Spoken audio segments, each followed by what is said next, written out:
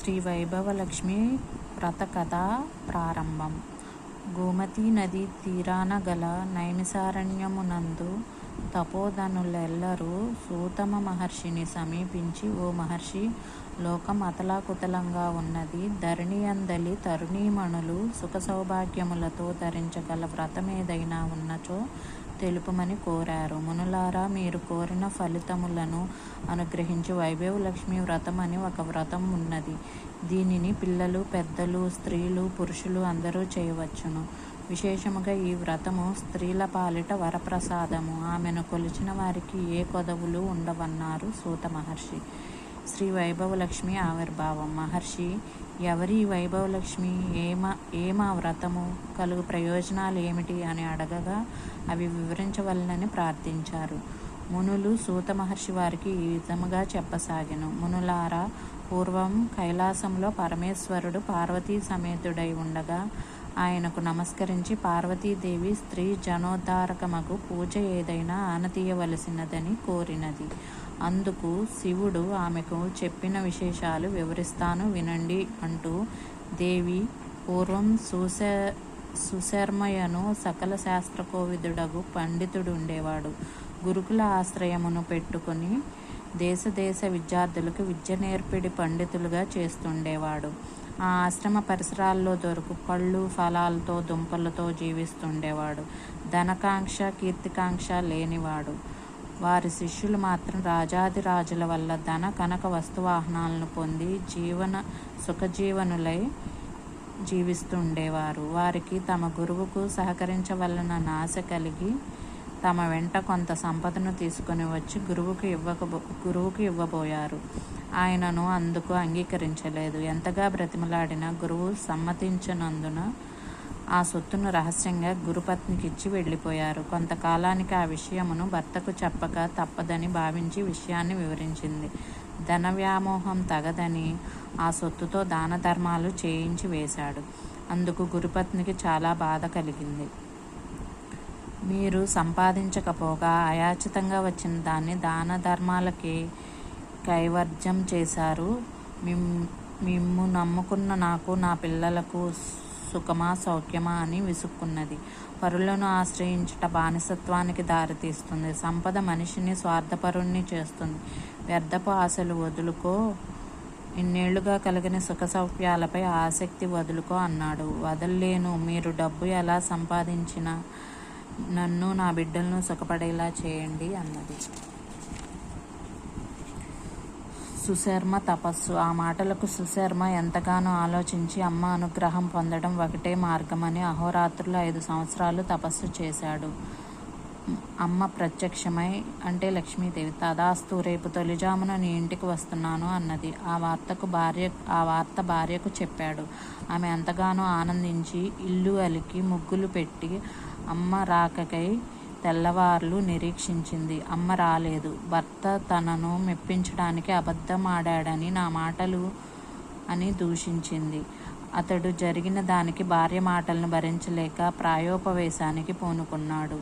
వీధి గుమ్మంలో ఒక స్త్రీ నిలబడి హీనస్వరంతో, అగసు శర్మ, జరిగినది ఏమిటో తెలుసుకో అని కేక పెట్టింది. సుశర్మ వీధిలోకి వచ్చి చింపిరి జుట్టు, శుష్కవదనంతో ఉన్న స్త్రీని చూచి, ఎవరు నువ్వు, ఎందుకు వచ్చావు, నన్ను ఎందుకు ఆపావు అని ప్రశ్నించాడు. జ్యేష్ఠాదేవి అంగీకరించకపోవుట. ఓ సుశర్మ, నేను లక్ష్మీదేవిని. నీకు వాగ్దానం చేసిన ప్రకారం తొలిజామున నేను ఇంటికి రాబోయాను. మా అక్క జ్యేష్ఠాదేవి నన్ను వారించింది. గత 7 జన్మలుగా ఏ పుణ్యకారము, ఏ ధర్మము చేసిన వాడవు కానీ నీ ఇంటికి నేను వెళ్ళరాదని కట్టడి చేసింది. నా సర్వశక్తులను స్వాధీనపరుచుకున్నది. నీ కారణంగా నీ ఇంటికి రాలేకపోయాను. పరిస్థితి అర్థం చేసుకున్న సుశర్మ, తల్లి, నేను కదా నువ్వు రాకపోవడానికి కారణం. పురాకృత సుకృతం లేనందువలన నీ అనుగ్రహానికి పాత్రుడను కాలేకపోయాను. నేను తప్పుకుంటే నువ్వు రాగలవు అని పలికి తాను సన్యాసాశ్రమం స్వీకరించి అడవులకు వెళ్ళిపోయాడు. అంత లక్ష్మీదేవి తన దీప్తిని తాను పొంది వైభవలక్ష్మి సుశర్మ కుటుంబాన్ని అనుగ్రహించింది అని సాంబశివుడు ఉమాదేవికి వివరించాడు.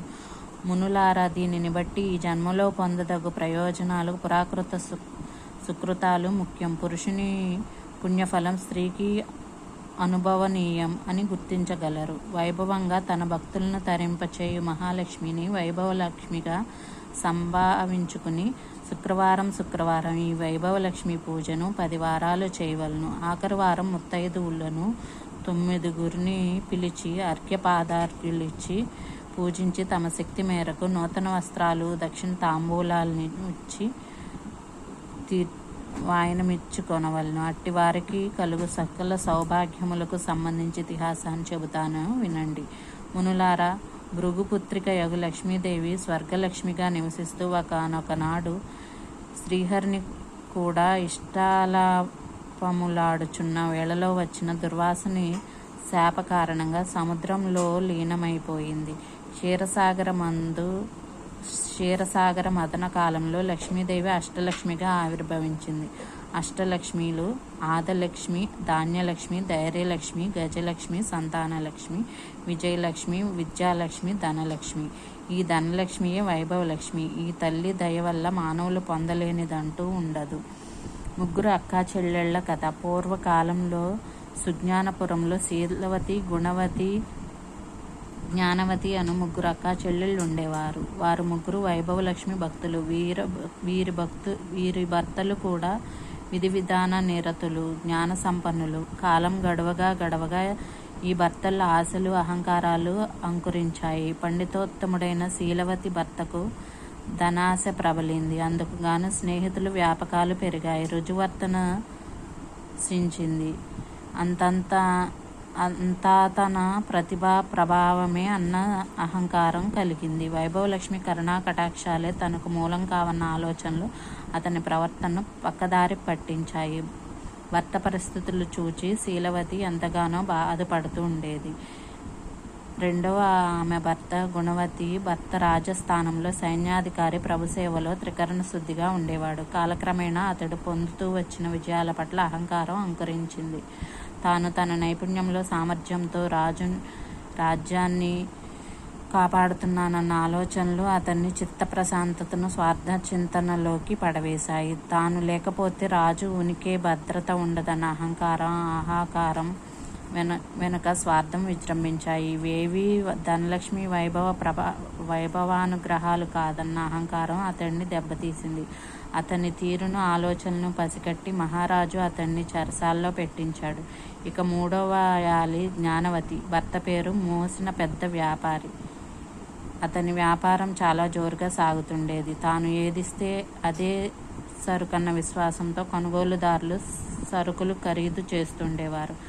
అంతరాయమెరుగని తన నిరంతర వ్యాపారానికి తన తెలివితేటలే మూలమని అహంకరించాడు. అమ్మ దయ వల్ల కాదని తనకు తోచిన సరుకును మేలి బంగారమని ఒప్పించసాగాడు. క్రమక్రమంగా సరుకు నాణ్యత, వర్తకుని అహంకారం వ్యాపారాన్ని దెబ్బతీశాయి.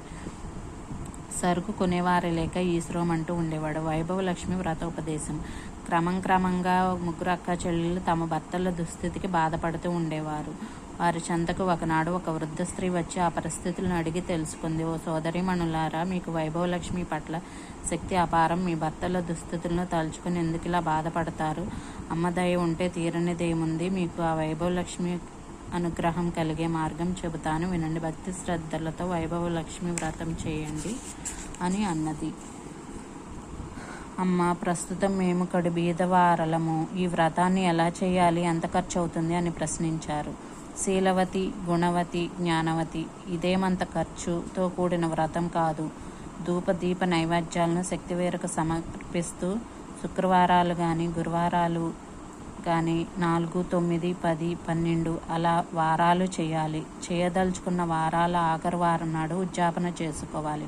వైభవలక్ష్మి వ్రతాన్ని మీరు ప్రారంభించదలుచుకున్న వారం గురువారం కానీ, శుక్రవారం కానీ ఇంటిని అలంకరించుకుని స్థిరస్నానం చేసి తలారబెట్టుకుని ఆ సాయంత్రం వరకు మడిగా ఉండి, సాయంత్రం ఈశాన్య దిశగా మండపం, కొత్త గుడ్డ, బియ్యంతో పూజాపీఠం వేసుకుని దాని ముందు కూర్చుని ఆచమనం చేసి ముందుగా విఘ్నేశ్వర పూజ, శ్రీచక్ర పూజ చేసి అనంతరం అమ్మవారిని పూజించాలి. తీపి పదార్థం నివేదించాలి. ఆ రోజంతా ఉపవాసం ఉండాలి. పూజానంతరం ఫలహారం తీసుకోవాలి.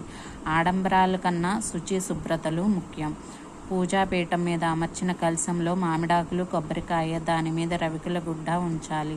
ఆ కలశంలో బంగారం లేదా వెండి నాణెంను గాని ఉంచాలి. పూజానంతరం కలశంలో నీళ్లను సంతానం లేనివారు, మామిడి చెట్టు మొదట్లో సౌభాగ్యాన్ని కోరేవారు తులసి చెట్టు మొదట్లోనూ, అనుకూల దాంపత్యములకు మల్లె చెట్టు మొదట్లోనూ పోయాలి. ధనాభిలాషులు ఆ నీటిని తామే త్రాగాలి. బియ్యాన్ని పక్షులకు వేయాలి. ఎవరికి ఏ కోరికలుంటే ఆ కోరికలు నెరవేరుతాయని చెప్పింది అవ్వ.